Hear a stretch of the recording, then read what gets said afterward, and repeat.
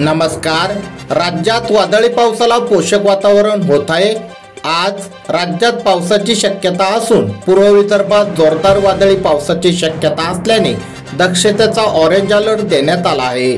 उर्वरित विदर्भ, मध्य महाराष्ट्र आणि मराठवाड्यात वादळी वाऱ्यासह पावसाची शक्यता असल्याने सतर्कतेचा इशारा येलो अलर्ट हवामान विभागाने दिला आहे। शेतकरी मित्रांनो, आज तारीख 5 मे राज्यात अंशतः ढगाळ आकाशासह उन्हाचा चटका कायम राहण्याची शक्यता आहे।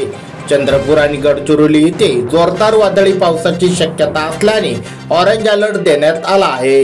पालघर, ठाणे, जळगाव, नाशिक, अहिल्यानगर, पुणे, सातारा, छत्रपती संभाजीनगर, बीड, अमरावती, यवतमाळ, वर्धा, नागपूर, गोंदिया आणि भंडारा जिल्ह्यात तुरळक ठिकाणी वादळी पावसाची शक्यता असल्याने सतर्कतेचा इशारा येलो अलर्ट हवामान विभागाने दिला आहे।